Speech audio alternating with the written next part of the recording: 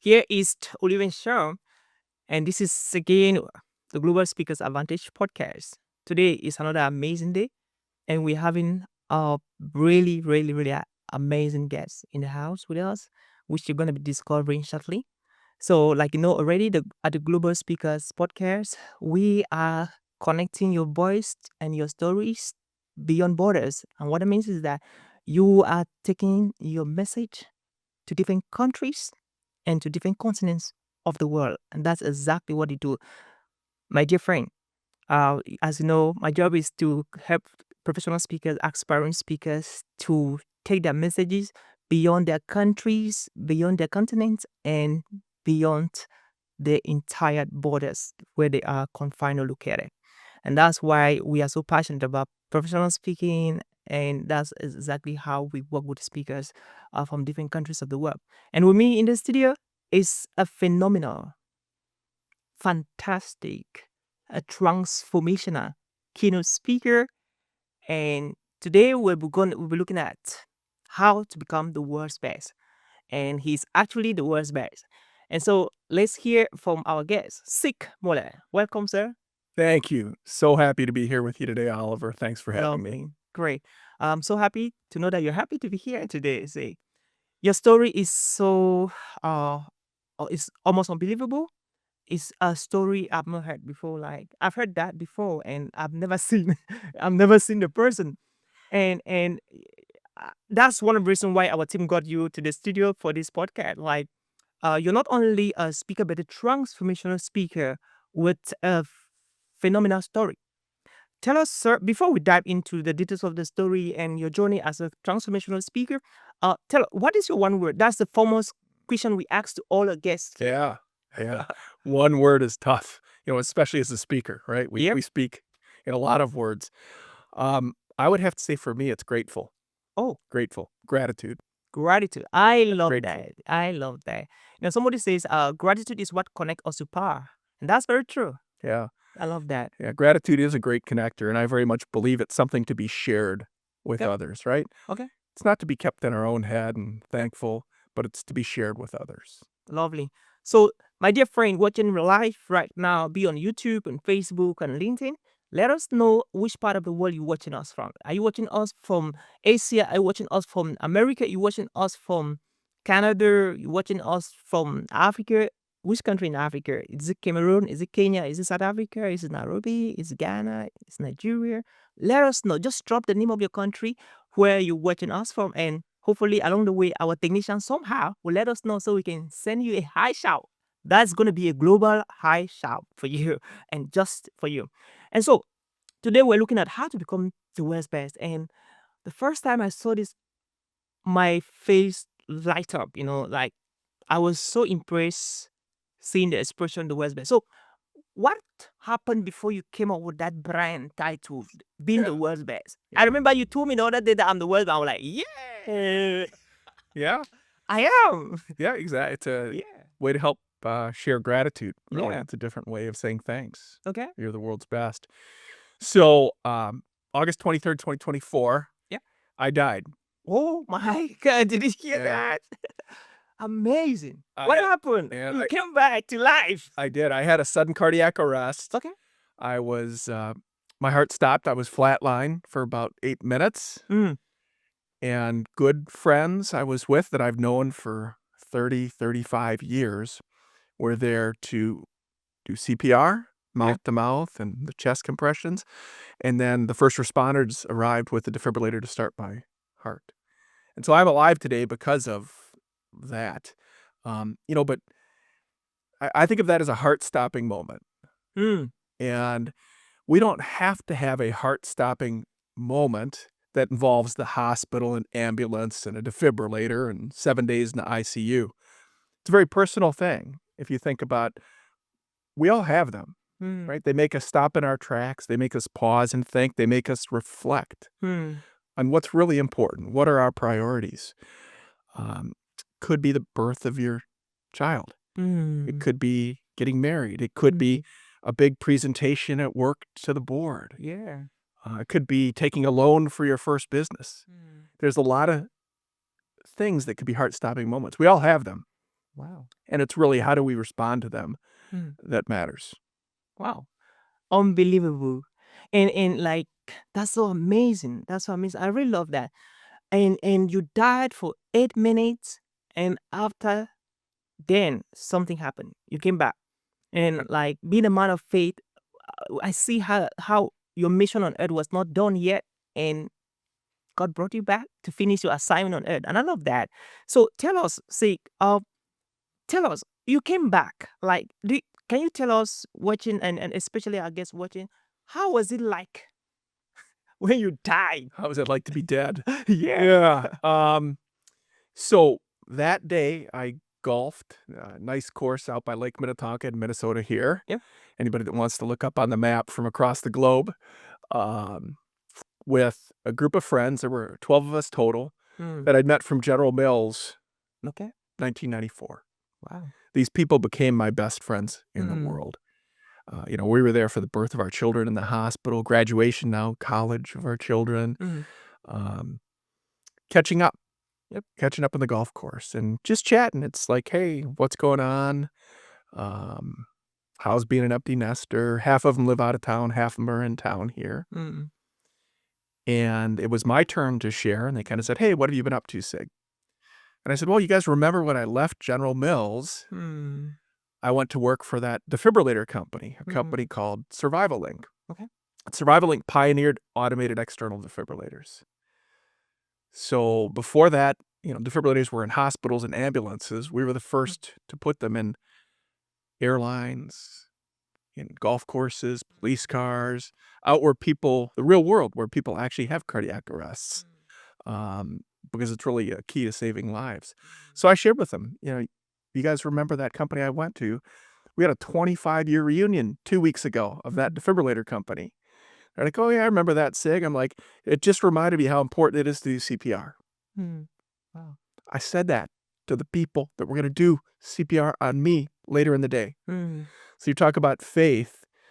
I think something brought me to that moment. A God incident, some people call it. I think of it as my guardian angel. Yeah.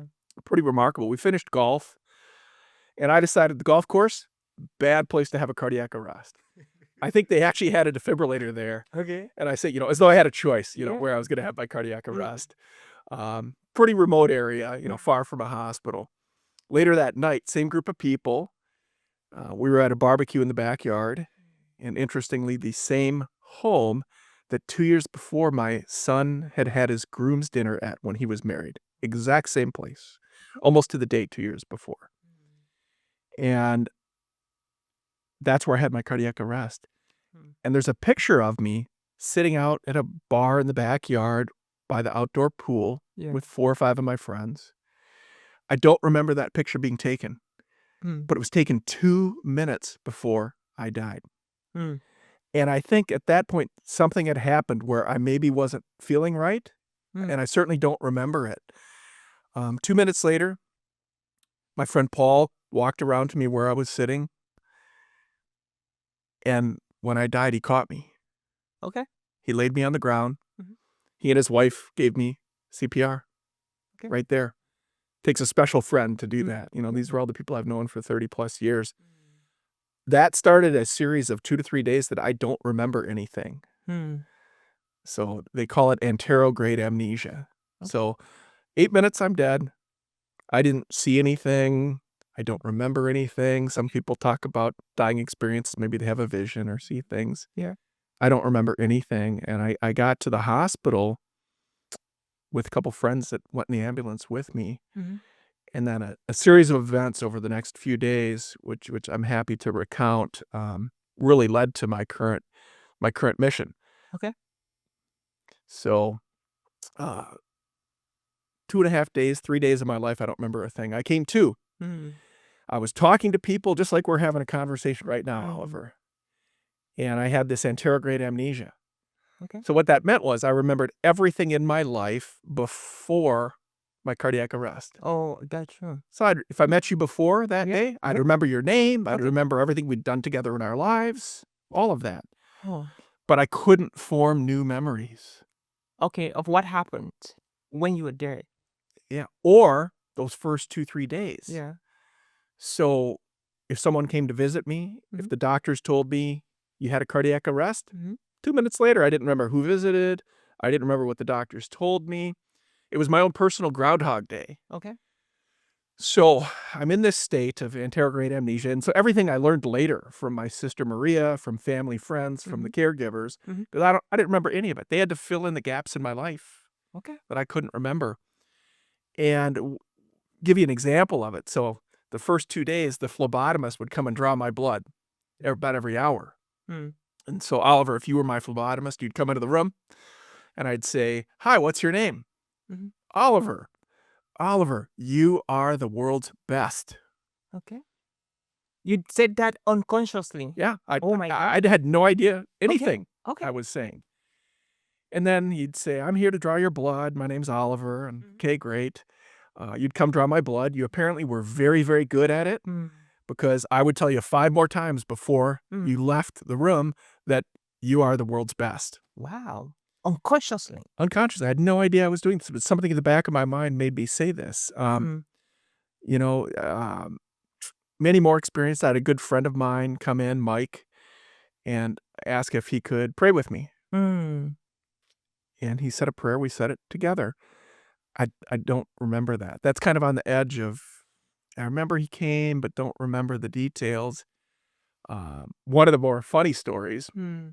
is, and this hopefully is okay on the podcast, um, is the nurse. You know, this is the first time in my life I couldn't take care of myself. Mm. I was a all-American high school swimmer, state champ, Division I swimmer,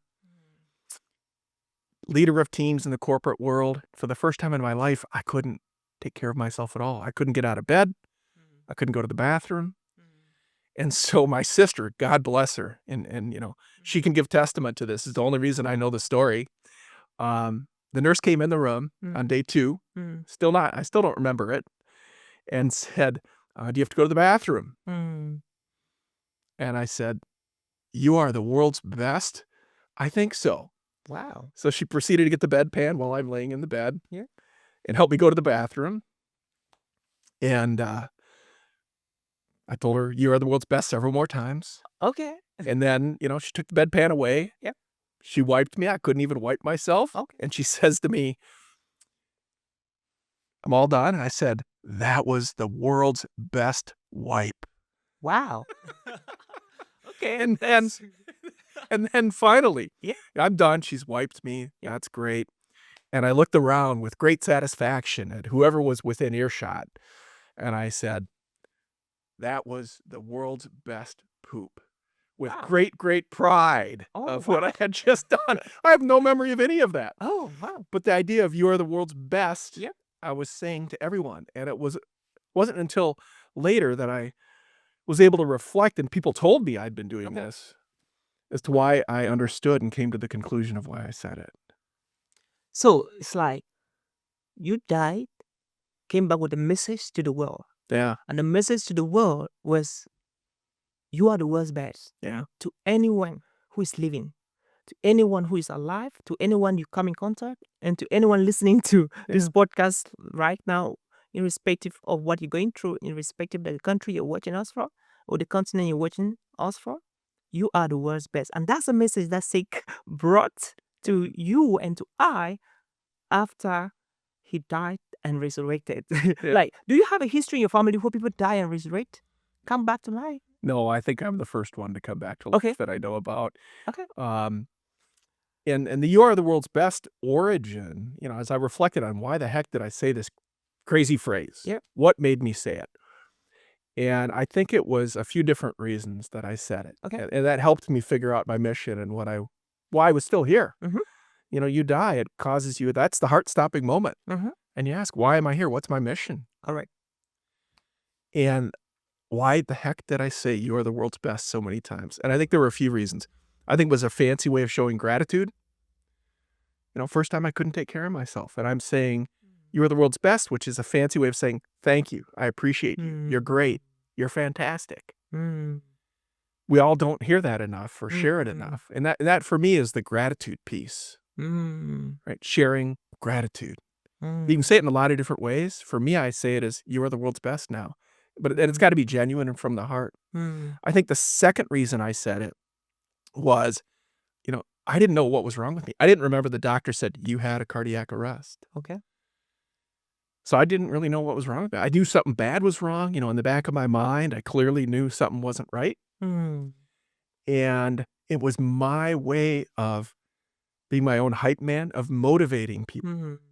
I knew I needed the world's best doctor who was going to put in my implantable cardio defibrillator. I needed the world's best nurse. I needed the world's best friend. I needed everyone to be their world's best so I would be okay. And I also, I think, was talking to myself. And I knew I needed to be my world's best if I was going to come through this and be okay. Because keep in mind, the odds of my living after a sudden cardiac arrest that long are about 8%. The odds of being physically and mentally okay, 1 in 100.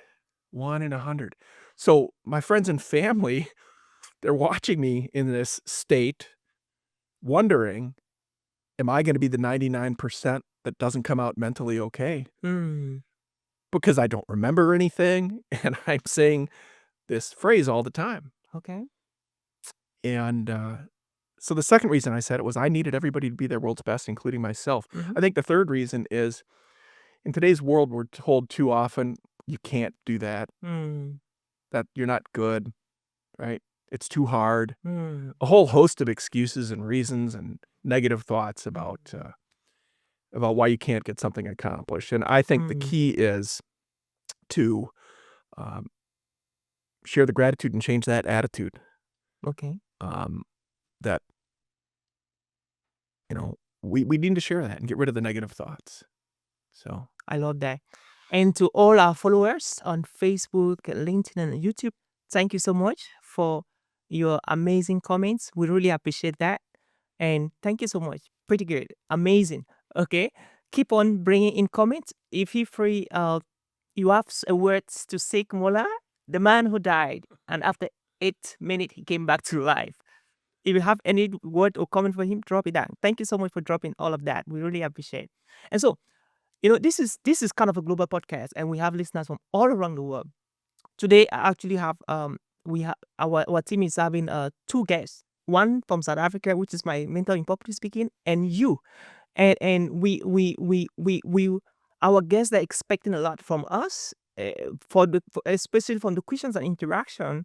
And I just want to ask the right questions that if the guests were to ask you, they would do. yeah, And so I really want to do justice to really be able to get the information that they will need to be the world's best, even as they listen to us now, and Sure. even those who will be listening after the podcast we've gone live. yeah. So, what experience and what message do you have to somebody listening to us right now who has always been average?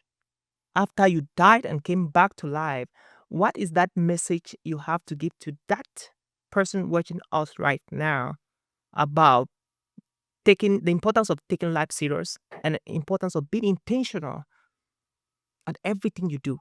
Yeah. Well, attitude is a choice. I believe we all have the power, talent, and capacity to be the world's best version of ourselves every day. But we have plenty of days where we're not. Everyone does. That's normal, right? We have plenty of days I'm crappy Sig or you're crappy Oliver. Yeah. And we don't like those days, Yeah. right? And the people around us don't like those days.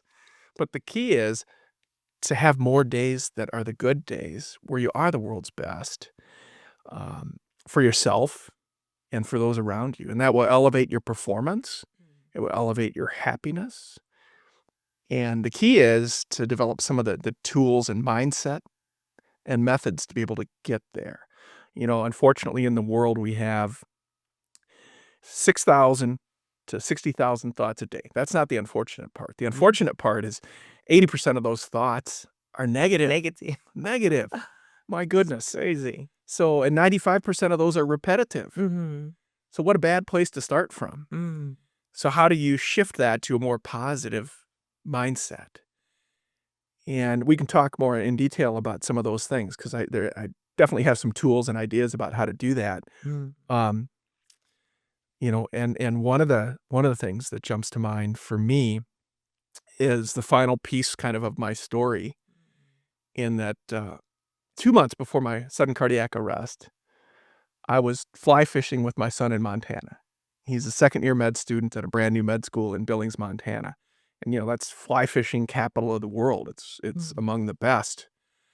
And we're on the river all day with his pastor. Mm.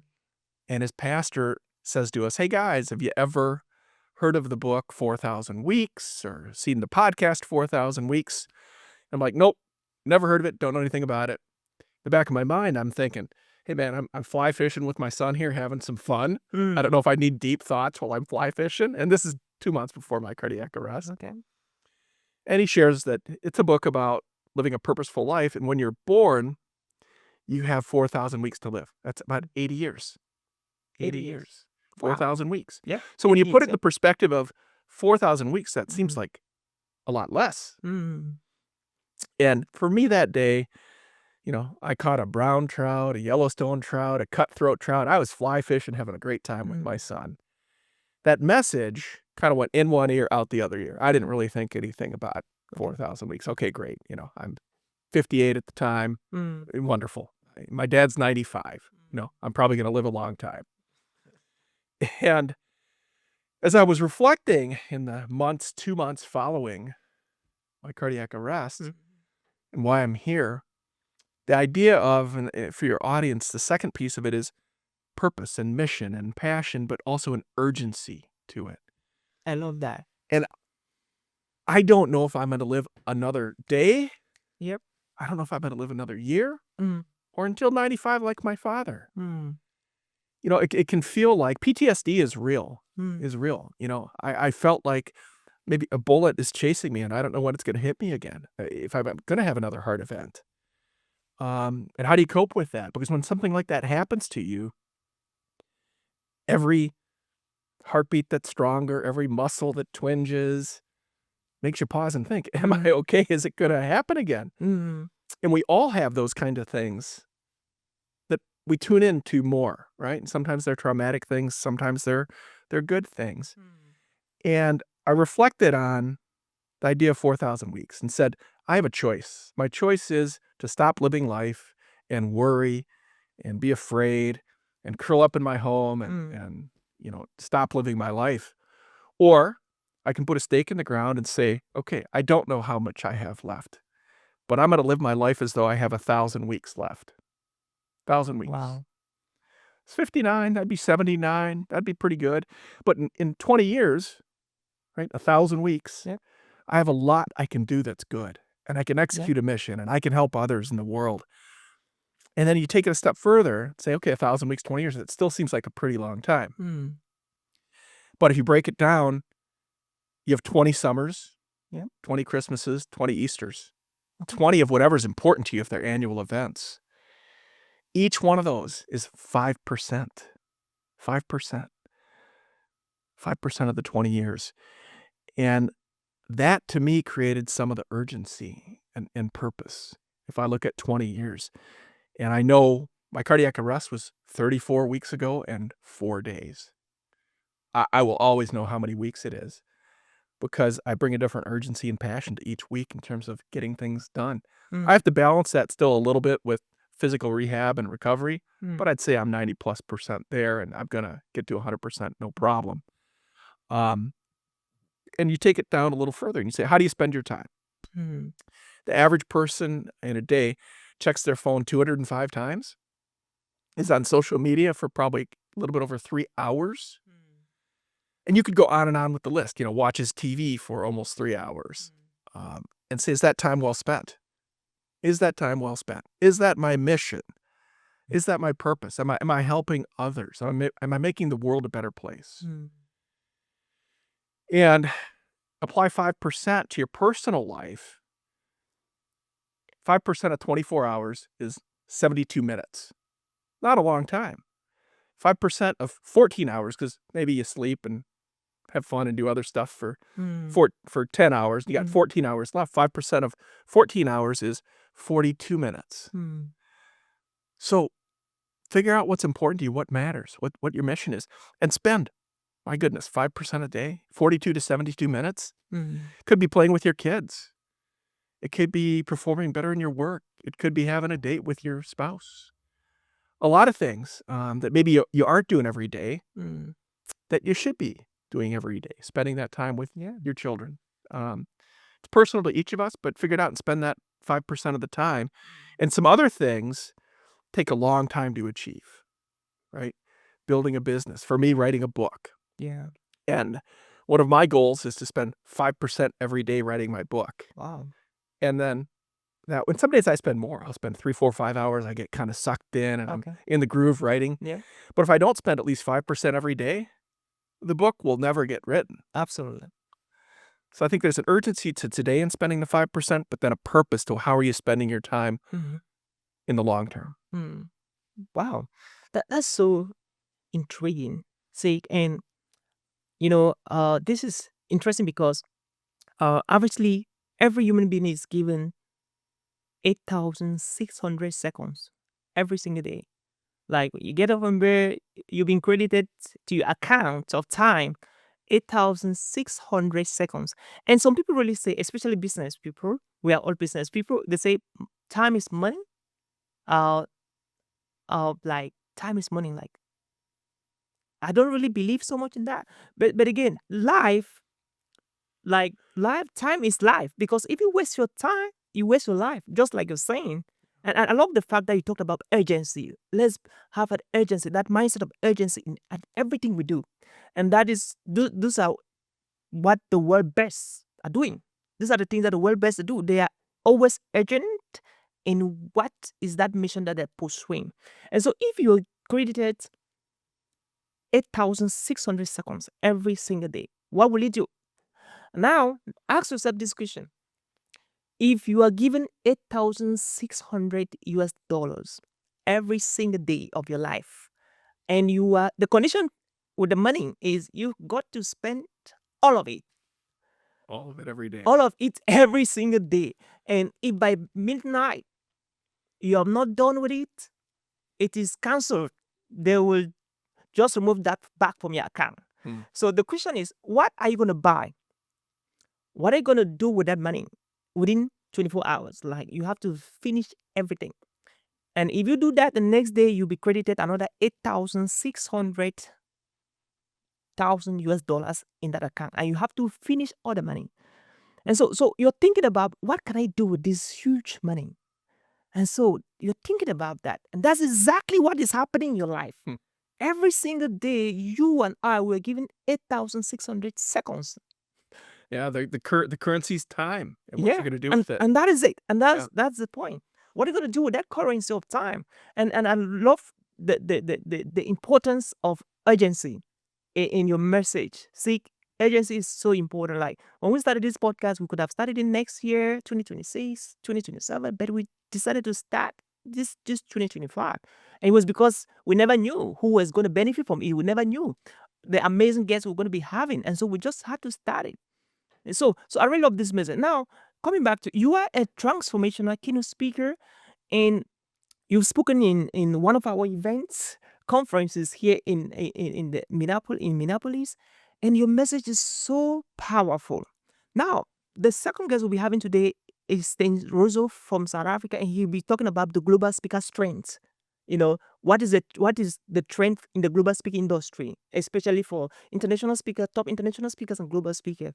So, as a speaker, Yeah. having this amazing message, like who are your audience? Like who are the people you actually targeted with this message that I believe everybody needs to hear? Yeah. That's a good question. We'll see if I can remember it in a minute, but I wanted to riff off your Okay. 8,600 seconds Yep. as currency, which I think is so interesting. I'd never broken it down that way before. And how are you going to spend that every day? Yeah. It's a good question.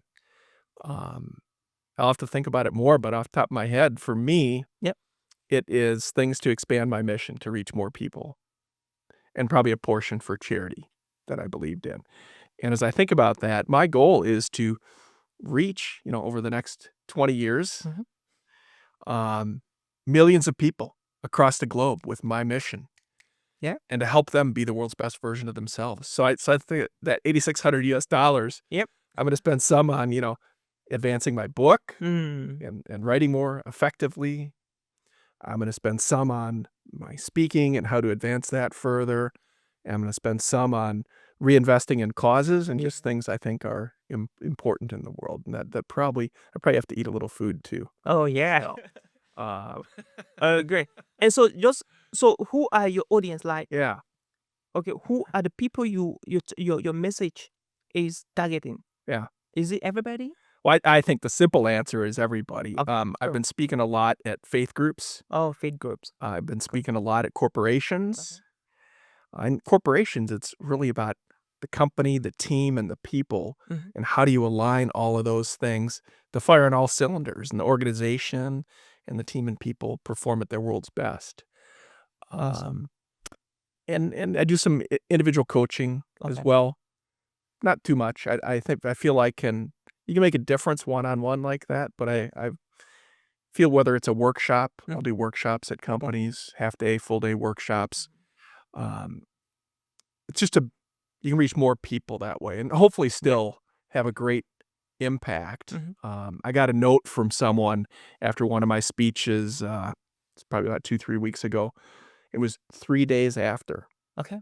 I spoke, and one of the things I talk about is spreading gratitude and sharing gratitude, and, in addition to the 5%, and this guy said in his email to me, he said, "This is the 3rd day after your speech, and every day so far, I wake up and I look in the mirror while I'm brushing my teeth, and I say 2 things to myself. Am I spending 5% on all the right things today? Mm.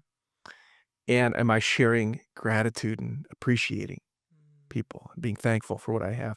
Not just in my own head while I'm brushing my teeth, Mm. but am I sharing that message with others?" And we all have unique ways we can do that. So through the speaking, and it really is any audience, but I think corporations, faith groups, schools, I've done some Mhm. speaking Like at high schools schools, as well. universities. Yep, Okay. yep. I think it's all fair game. Yeah. Yeah. No doubt, you're transformational speaker, so everybody needs transformation, Yeah. and so you need that. So, faith-based groups, churches, church conferences, religious meetings, corporate, yeah, Fortune 500, solopreneurs, entrepreneurs. Yeah, that's your speaker. So, you two things came to my mind. Two statements from two great men. The first one was from John C. Maxwell. I'm actually listening to this book, 15 Invaluable Laws of Growth. And in chapter 5, in chapter 3, 4, he talks about a very powerful concept that every morning when you get up in bed, say like, say, do it now, do it now, do it now, like 2,000 times.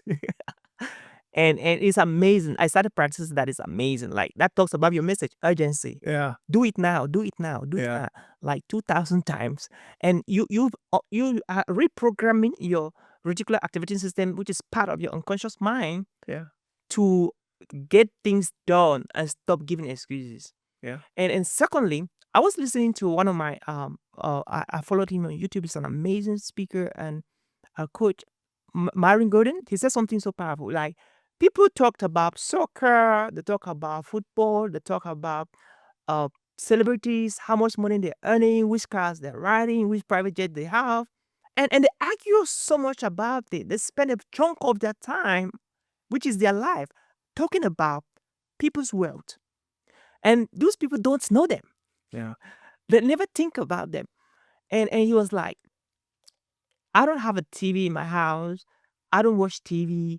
I don't talk about people. I just focus about my assignment, my mission, my work here on earth, and I make sure I go do it.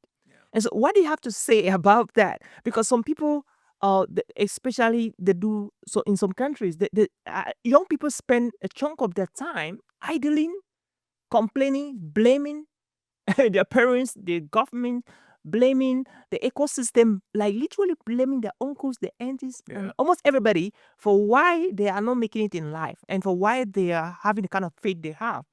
And I believe that, and the time they have, they watch TV, they watch football, and they do stuff. And I don't they waste the time, they blame everybody. Like, what message do you have to those people out there watching us right now, please? Yeah, I think 2 things. You have to figure out how do you reprogram your mind to have a positive attitude. Okay. And, one way is surrounding yourself by positive people.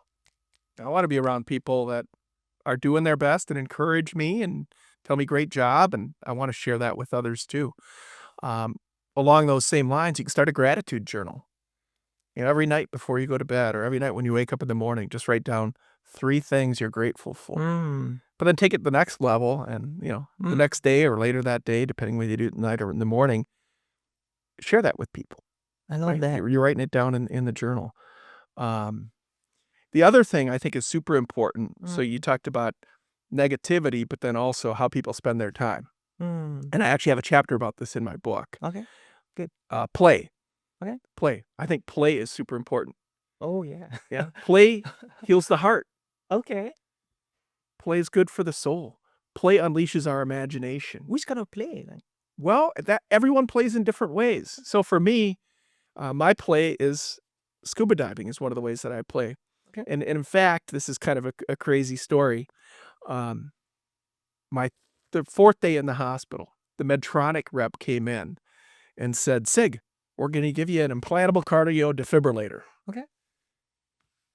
And told me all about it, the technical specs and everything. And I proceeded to ask him a whole bunch of questions. Mhm. And I knew some of the questions because 25 years ago, I'd worked at this defibrillator company. What's the waveform that, it would shock me with if I needed it? Mhm. What's the delivered energy of the device? All these kind of technical things. And he was great. He knew all the answers and finished. And I still, even though this I remember, right? It was day 4. I told him when he walked in the room, I told him as he's explaining it to me, "You are the world's best" multiple times. Oh yeah. Explaining it to me. And he's starting to leave. And I said, "But I only have one more question for you. And it's the most important question. Okay. If you put this in me, can I scuba dive anymore?" Mm. And his response was, "I don't know, Oh. but I'm going to find out the answer for you." Oh, lovely. So he came back later that afternoon Mm. and he used the word contraindicated about 20 times, I think. Okay. He said, "Sig, that's contraindicated." No. Meaning, and he explained that if you're underwater, diving at 70, 80 feet underwater and your defibrillator goes off, Mm. well, number one, it went off probably because you died or your heart was really screwed up. Okay. And you're probably going to drown after it goes off. I said, "Okay, I understand that risk." And he proceeded to say, contraindicated, can't do it more. And I said, "I understand that. Mm. It's something I want to do. Will the defibrillator, the ICD, withstand the pressure of diving?" Mm. Right? Because the different atmospheres, right? Mm. It's like when you go elevation in the mountains, the pressure's less. When you go underwater, the pressure is very strong. That's why you have to clear your ears when you go underwater. It's because of the pressure. Okay. And he said, "Well, it has been tested up to 100 feet underwater. Okay. So you could scuba dive up to 100 feet, Oh wow. which is fine. I mean, most of the scuba diving, 60, 70, 80 feet at Okay. the most. Occasionally, you might want to go deeper." I said, "I understand the risks. It can do it."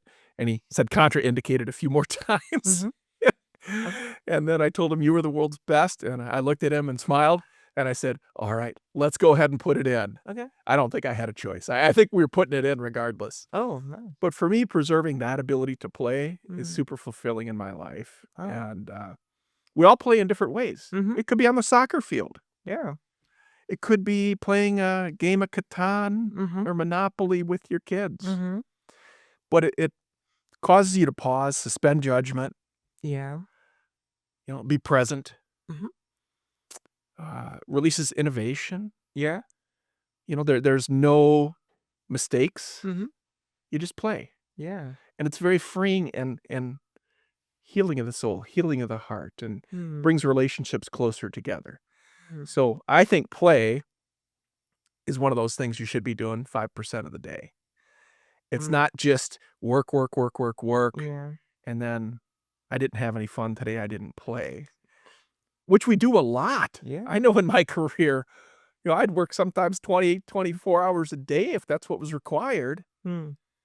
And you can burn out pretty quick that way. You can have a lot of health problems that way.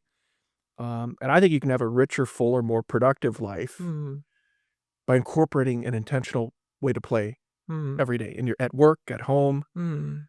at the gym, Mhm. whatever that is. I love that you were kind of talking to me, say like play. Like I'm like, how often do I really play in a day? Like I rarely do that. And could you, by the way, I play once in a while with my daughters, like my last daughter. We play on the camera, do stuff, but that's not a lot of time. And cool, because I spend most of my time, especially my morning hours. I go to the gym. I do a lot of stuff. Yeah. Exercise. Could that be part of playing? I don't think No, so. I think going to the gym can. Okay. For me, I do a lot of group classes Okay. at the gym, so they're with other people. They're to music. Okay. Yeah. You know, it could be yoga. It could be doing aerobics. Okay. Could be lifting weights. Yep. You know, I love that. I think all that's play and just super good for you, right? Okay. It releases great chemicals in your body, Yeah. and your endorphins flow. Mm-hmm. And it's a super positive thing to Okay. work out physically, and I I think that can be a form of play. Okay. I love that. Yeah, I think so too. But Yeah. again, the people listening to us, especially our audience from United States, whew, like it's a busy country, man. Like you know what I'm talking. You know what I Yeah. mean? Like Yeah. it's a busy. Like everybody is Amen. like, I don't want to say under pressure. Like everybody is in the road and doing stuff. Like Like deadlines. yeah, deadlines. You have to be on time. And like in the US, like many Western countries and even some developing countries, like you work is starting at 6 p.m. You need to be at 5:45. Come 1 minute late, two, three, four, 5 times you fired. Take note of that. So if you ever think of working in any developed country, like think about that. Like you have to be on time. Yeah. And most of the time, people just want to work, and they really have less or little time to play. And I'm happy that you made a statement like counter contract. Like okay, Yeah. going to the gym is a cool thing. So Yeah. try to figure out your playtime while you're in the gym. It could be joining. There are some nice clubs. Yeah. I mean basketball. Like I should join the basketball club thing. Do stuff like Yeah, a cool. lot of things. Yeah. Any other thing you can recommend on people who are highly busy with tight schedules on Yes. play? Play at work. Oh, Play at work. And how do you do that? I'll give a few examples maybe from my career. I worked at General Mills. One of the brands I worked with was Betty Crocker. A lot of people know Betty Crocker. I think she travels around the globe, but she's about baking, and that's one of General Mills' big brands. And this was probably the late 90s, 97, 98 timeframe. And we were looking at how could we innovate baked goods. Baked goods, muffins, cookies, all that kind of stuff. And at the time we said, what about scones? And scones at the time, there weren't the fancy, white chocolate, raspberry, jalapeno, cheddar scones. They didn't exist in the market. A scone was this bland, dry thing from Britain. okay. Universal around the globe, but it was really not that good tasting.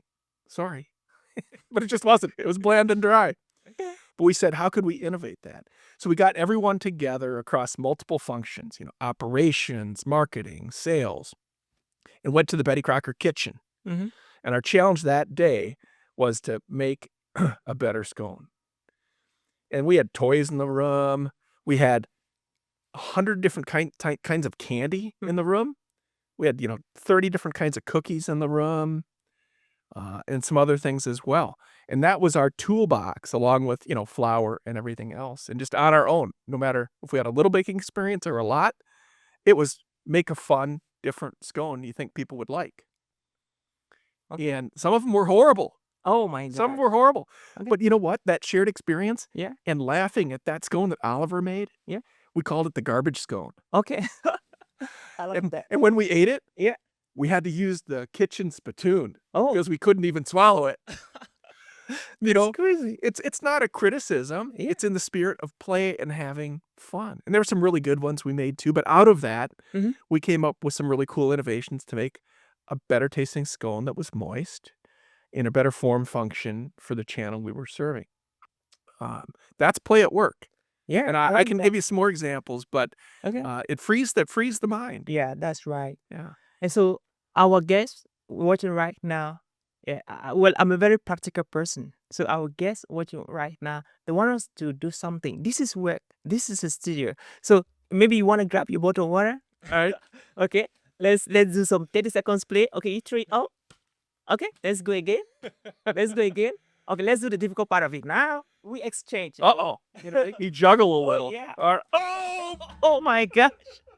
Oh, that's what easy. I just leg there, kind of leg on the chair. You got you? Oh, I got it. There we go. I got it. Let's get again. All right. Okay, let's go again. Oh, let's get again for last time. Oh, there we go. And really fun games you could do.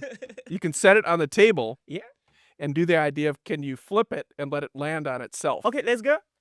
I'm not very good. But the goal is to flip it and make it land like that. Okay, let's We- try. Oh my gosh. I know some people that can do this in one try. Okay. I could probably try it 1,000 times Yeah. and I wouldn't be able to do it. But some people are really good at that. Just a I crazy, mean, that- silly way to play. Maybe one of our guests could come to the studio and do that. Like, okay, you flip it. Oh my gosh. Okay, let me try for the last time. I like trying stuff. And Oh I my- think part of the trick is having the right amount of water in there, which we probably don't have. But That's a good excuse for us. Very cool. So ladies and gentlemen, and our dear friend and guest, this is time for your advert. We don't have an advert yet, so next time we make sure you send us your advert so we can advertise in the podcast. So coming back to the studio and to live, I felt relaxed and less pressure after the 30 seconds play. I think it was like 1 minute. yeah.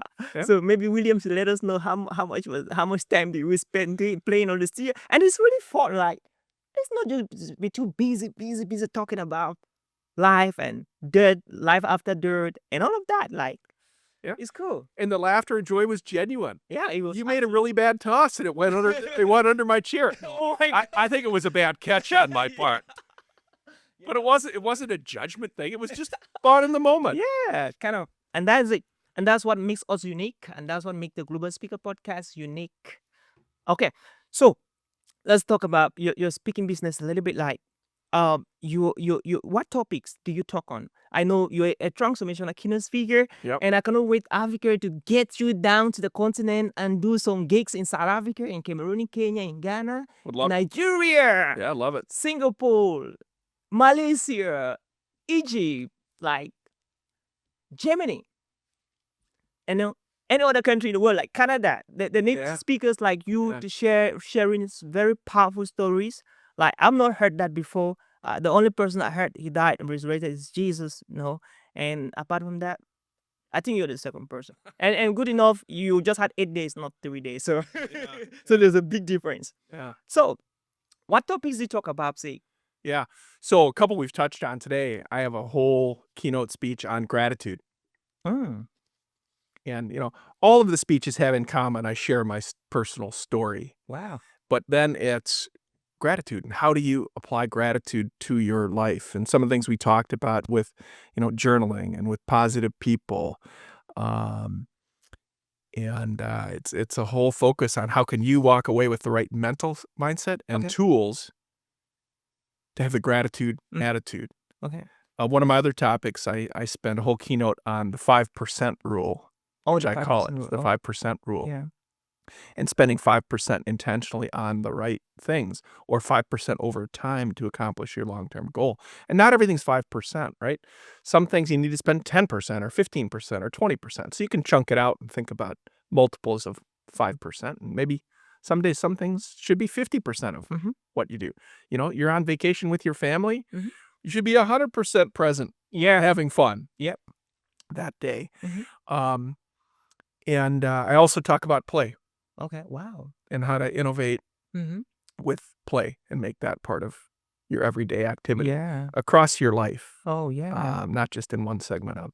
I love that. Hey, dear friend. When was the last time you played? Like, when was the last time you played? Now, do you have a plan to play every day? At least for 5 minutes. It could be 10 minutes. It could be 15, depending on your work schedule. That's so important. Like, it helps you to be more innovative, creative. Just like you heard from our guest, see. So, why not come out with a plan with a schedule? Like your daily, like your weekly, your monthly, and a yearly playing schedule, because that's gonna help you to be way, way innovative than you ever thought about. So if it was you, because I'm making my own plan to play intentionally, and that is one of the things that will make you the world's best. Yeah, Yeah. absolutely. Yeah. It's being, I call it consciously competent. Mm. Be with intent, Yeah. consciously competent. So, and then it becomes second nature. It becomes a habit. Mm. But maybe initially saying thank you to people Yeah. is not something you do regularly or certainly often enough. So how do you build in the routine of saying you're great, you're fantastic, thank you? Mm. For me, I have a Post-it on my mirror so every time I shave or brush my teeth or Yeah. wash my hands, Yeah. it says you are the world's best. Oh, wow. And that's telling me to be my world's best every day. But also I take it as a reminder that when I go out into that world, to say that to other people. Wow. And before we talk about 3 practical things that every person watching us right now, who is even going to watch us after, can start doing to become the world's best. I just had an experience the other day. One of my colleagues said something which for the past time nobody said that to me. So she said something like, "Hi, Oliver. I don't know if I've told you this before. I just want to appreciate you.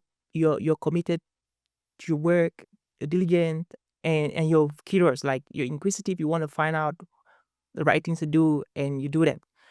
And that was like a jar. Like it was so powerful. And I was like, "Who said that to me before?" Yeah. Like I really did not just figure that immediately. And that really inspired me a lot. And this is what I did. I I sent a text to my wife. I'm like, "Hi, Laura." I just sent her a text telling her that I'm proud of her, what she's doing with the kids and the family. And she was like, "Wow." And our response was like, "Wow, thank you, my husband." Made her feel good and it made you feel good too. Absolutely. And that was not all. Yeah. I went to my director, the director of the Texas Institute of Public Speaking School in Africa, Milton in Cameroon, and I sent him a text. I'm like, "Hi, Milton. You're doing an amazing job. I love what you're doing. The student you're training every month, the result you're giving the institution is so amazing." Like, I almost told him that you're the world best. So next time I'll tell him. Anyone who wants to say that, go for it. Right? Yeah, Just make it genuine. absolutely. Yeah. And look at what happened. Somebody gave me a word of gratitude, positive feedback, and it had a ripple effect. And I didn't keep it for myself. I was able to share to my wife. I was able to share to my director in Cameroon. Yeah. And and I don't know if they will do that to other people. And I think about that's so powerful, gratitude. Yeah. And like I say, when we started this conversation, gratitude is what connects us with power. I had a lot of doors opening to me around the world because I have learned to always say thank you to whoever ever helped me in whatever way or in any little way. Yeah. To just go back to the person and say thank you. Because there are a lot of people out there that they can help, but most of the time they don't help. But the people who go out of their ways to help, they deserve gratitude. They deserve that feedback of appreciation. That's what I believe. Yeah. So going back to you, Simone, Yeah. you're such an amazing speaker, and I cannot wait to see you in more global stages. What do you have to tell our audience watching right now and those who will be watching after? Maybe 3 things, maybe Yeah. 2, maybe 1 thing Yeah. on what they can do to stand out wherever they are, whatever organization they're working in, whatever project they are right now onto it, on how to become the world's best. Like, let's not just talk about it, but let's be practical. Let's live it. Yeah. So part of it starts with a belief, and I really do believe that you all are the world's best. Within each of us is the power, capacity, and talents to be the world's best. Mm. So it's a mindset to want to be the world's best for ourselves, our friends, our family, our coworkers. So it's being consciously competent for that. Then make gratitude part of your everyday life. You know, you talked a lot about that in a great way, Oliver. Thank you. I think, play Yep. play every day. Yep. Bring that into Okay. your life. Mhm. And practice 5%. 5% on what's important in your life. Focus on the right things. Find your mission. If you're blessed to find your mission, find your passion. Spend 5% on the things that are important in your life. So I think between those 3 things, if you can have gratitude, you can play, Mhm. and spend 5% intentionally on what's important. That's a pretty good start. Wow. Even if you just picked one of those things, Mhm. make that a habit. Mhm. Make that a habit. Master it. then go on to the second thing. Yeah. Or if you feel good that all three you want to tackle today, go for it. Great, go for it. So number one, we have to believe and have gratitude. You first have to believe that you're the world's best. That mindset, and then have gratitude. Like, be grateful for life. And I think everybody has something to be grateful. You could be listening to this podcast right now, and you're in jail, you're in prison, and you're like, I don't have anything to be grateful for. It's a lie. That's not true. I believe it's not true because you are alive. There are people right now in the mortuaries. There are people even if you're in the hospital right now, in the surgical ward, you still have something to be grateful for. No matter what you're going through right now, you have something to say thank you for that single thing.